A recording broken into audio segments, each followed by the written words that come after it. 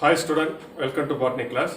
Today we are going to see the continuity of the aerial stem modification.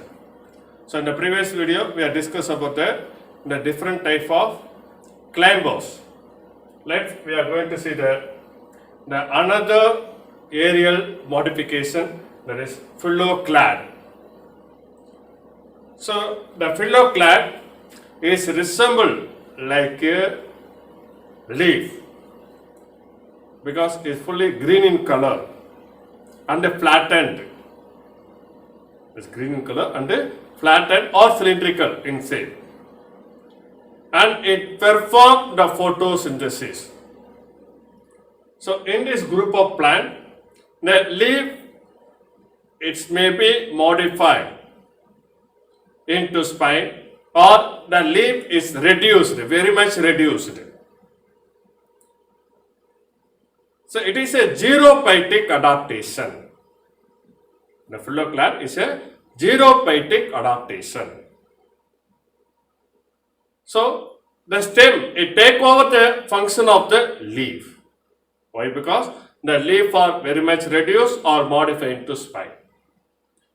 So that's why the stem, it will be more or less flat or cylindrical in shape and fully green in color, and it take over the function of the leaf, that is a photosynthesis. The Phylloclade is generally called chlorophyll. Is mostly xerophytic adaptation. That is very, very important. Let's see the Phylloclade. This is a green, flattened, cylindrical or angled stem. It may be cylindrical or angled stem. The branches of unlimited growth. So the continuous growth is occur. It's not limited. The branches do not have limited growth. It's unlimited. Continuously they grow. It consists of a series of node and internode and a long or short interval. So the node and internode. So that is a node region. In between the two successive nodes, that is an internode region. So here the Phylloclade is an internode, so that the joining region is a node region. Okay, so the branches are unlimited growth. It consists of a series of node and internode at long or short interval. So that is a short interval, it's a long interval. Okay. It is a characteristic, that is Phylloclade. It is a characteristic adaptation of xerophytes. So the Phylloclade is only present in xerophytic plant, especially for succulent xerophytes.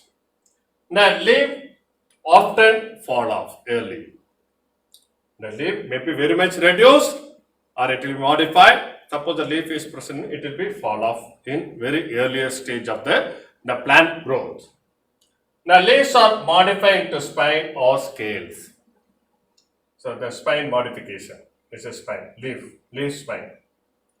It helps to reduce the transpiration because it's a xerophytic plant. So this group of the plant, it will be grow where the scarcity of water is very, very high.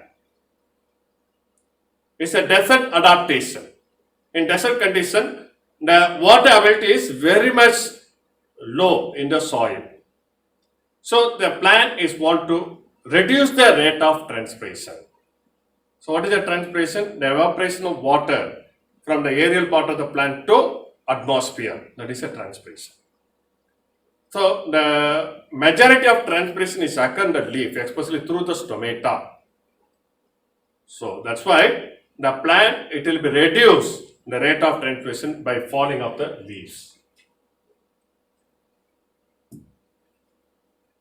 The Phylloclade, it take over all the function of the leaf. What are the function the leaf will be carrying? Mainly photosynthesis and exchange of gases. So in the stem, the sunken stomata is present. So what is the sunken stomata? The stomata is hidden inside the sac-like structure, and the sac-like structure is fully covered with the hairs.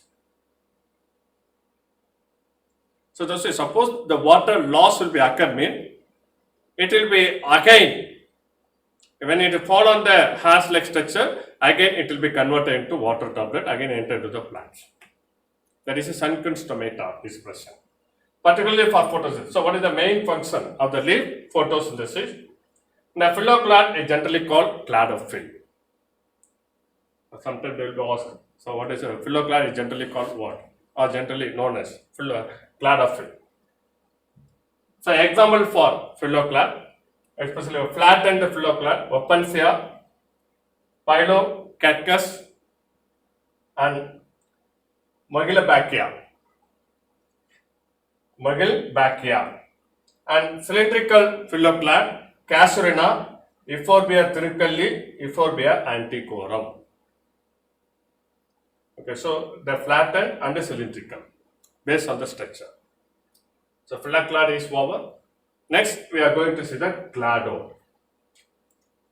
So Cladode is slightly differ from phylloclade. It is flattened or cylindrical, and the structure is more or less resembled like a phylloclade, which is similar to phylloclade. Which one? It may be a flattened or cylindrical in the structure, but it have one or two internode only. But phylloclade have a series of internode, but it have one or two internode only. So that is a chlorophyll. Asparagus.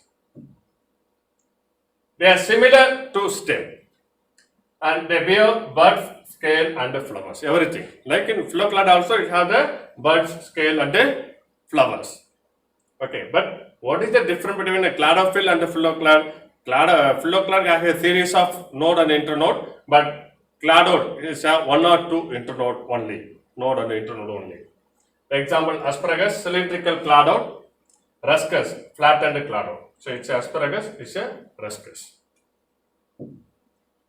Next, the final aerial modification of stem, that is a thorn.